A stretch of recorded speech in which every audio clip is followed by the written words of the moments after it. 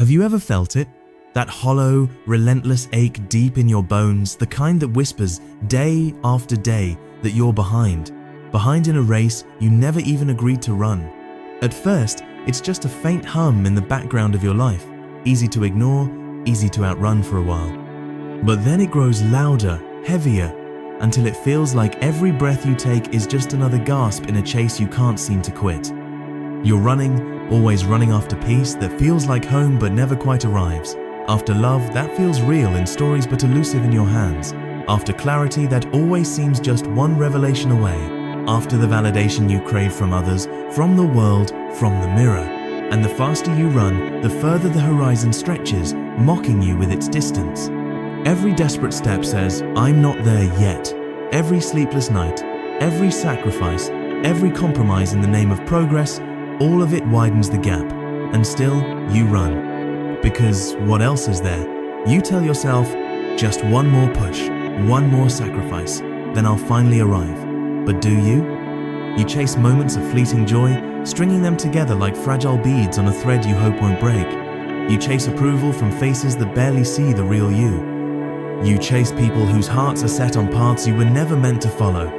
You chase the dreams of a past self who didn't yet know what you know now, but still, you chase them as if stopping would mean failing. You chase the life you mapped out years ago, clinging to timelines carved in stone, blind to the divine detours life gently offers, and over time, the chasing becomes who you are. It wraps around your identity like armor, a mode of existence you don't remember choosing. If these words find you, if they stir something in the tired corners of your soul, then this is your sign. A moment to pause, to breathe, to remember.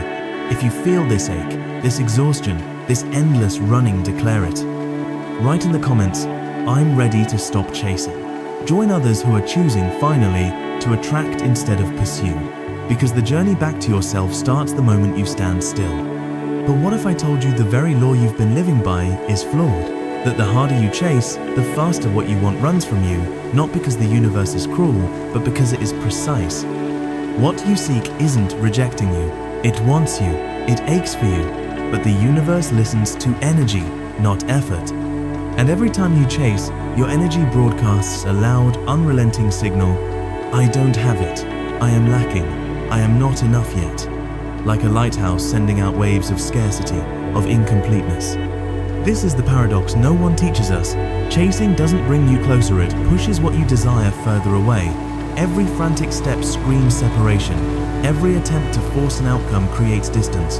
And without realizing it, you stop chasing the thing itself and start chasing your own worth. Chasing happiness like it's a prize. Chasing peace like it's prey. Chasing clarity as though it lives somewhere other than inside you. But what if all of this is a cosmic misunderstanding of who you really are?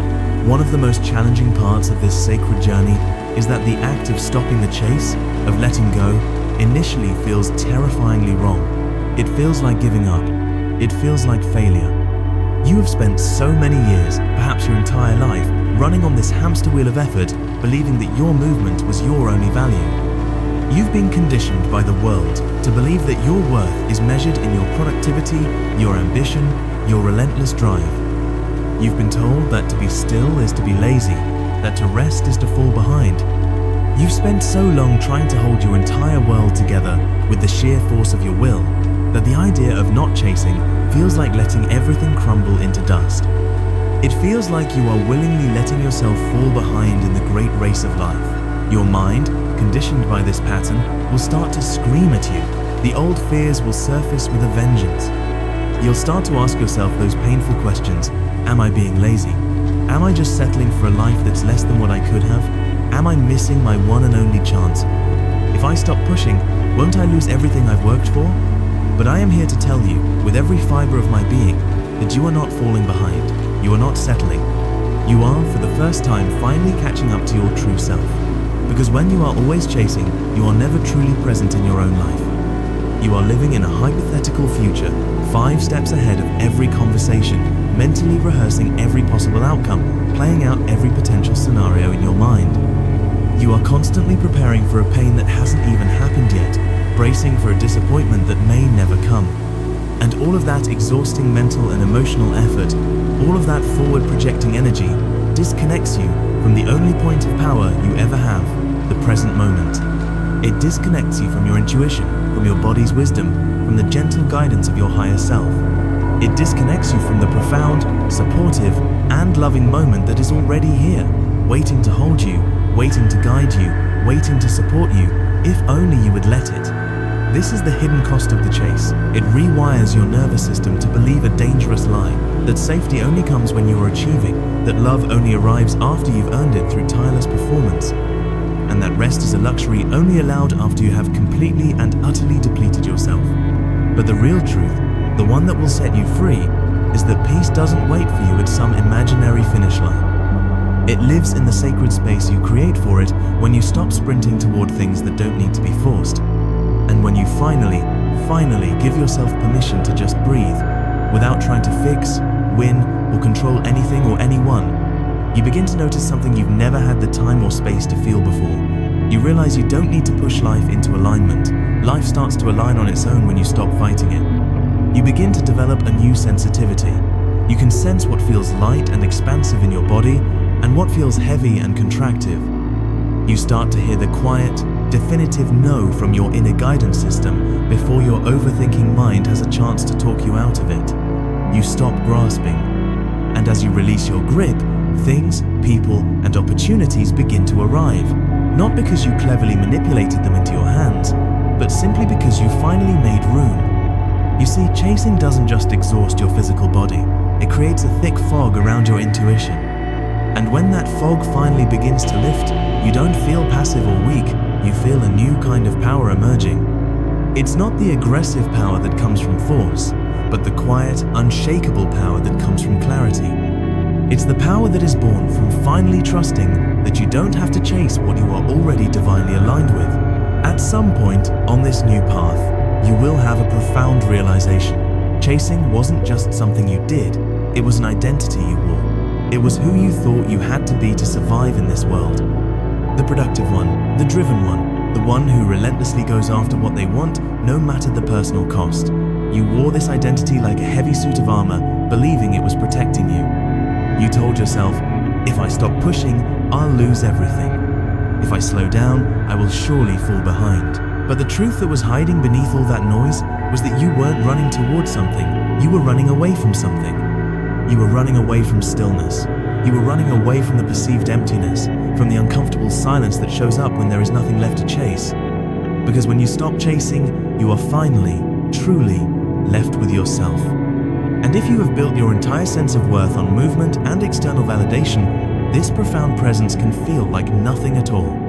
You might sit in a quiet room with no pressing goals to hit, no fires to put out, no crisis to manage, and suddenly, you're not sure who you are without the constant hustle.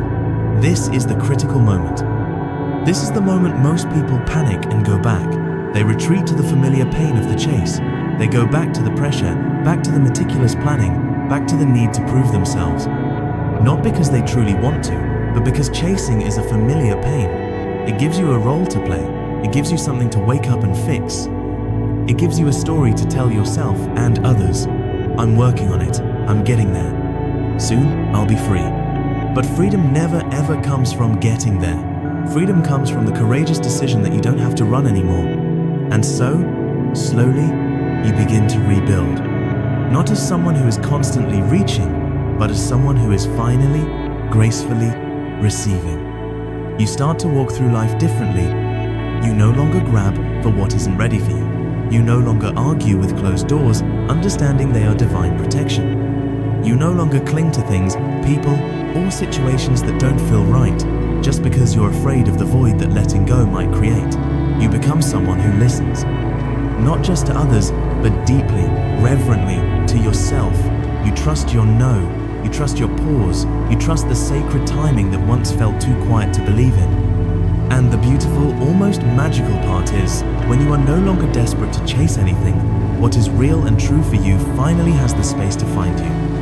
When you stop chasing, something powerful begins to happen. But it's not loud, it's subtle, it's quiet, it's almost easy to miss if you're not paying attention. It doesn't come with fireworks or a round of applause from the outside world. It shows up in the sacred spaces in between. You walk into a room and you're not scanning for who needs you to be what. You're not analyzing how you're being perceived. You're not wondering what energetic frequency you need to match in order to belong. You just walk in as you're unfiltered, unrushed, unbothered. This is what happens when you stop living in pursuit mode and start experiencing life in presence mode. You notice more. The lingering tension in your shoulders that was always there but never questioned. The specific way the sunlight hits your wall in the morning. The conversations that actually feel nourishing instead of draining. You stop engaging with what doesn't feel aligned. You stop over-explaining. You stop apologizing for your pace, your needs, your clarity. The wildest part of this transformation, people feel it. Without you saying a single word, they feel the profound shift in your energy. You're not harder, you're not colder, but you are undeniably clearer. And that clarity, in and of itself, becomes a powerful, silent boundary.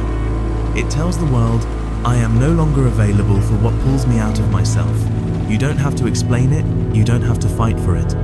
You just live it, and everything and everyone around you naturally begins to adjust. And sure, not everyone will like this new, centered version of you. Some people only knew how to connect with the version of you who chased their approval, the one who overextended, overdelivered, and overstayed. The one who needed more than they needed to be free. But that's not you anymore. You don't need to force connections to feel loved. You don't need to push your purpose to feel valuable. You don't need to control outcomes to feel safe. Because now, your value isn't based on the hustle. It's based on how deeply you can stay in your own center, even when everything around you is moving.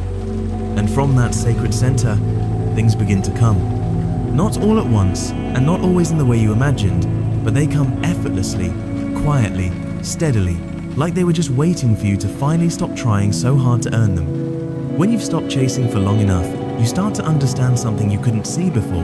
The things you were running after weren't always meant for you. Some of them were distractions, some were projections of who you thought you had to be, and some of them were just noise, dressed up as purpose. But now, you're not chasing, you're attracting. You're creating space, you're letting things come when they're meant to, not when you're desperate for them, and that changes everything. So, I invite you to take this message not as advice, but as a mirror. Let it reflect a truth you already know, deep down. You never had to run to receive. If this resonated with you today, let it be your release. Let it be real. This space is not for performance, it's for souls like you who are finally ready to come home.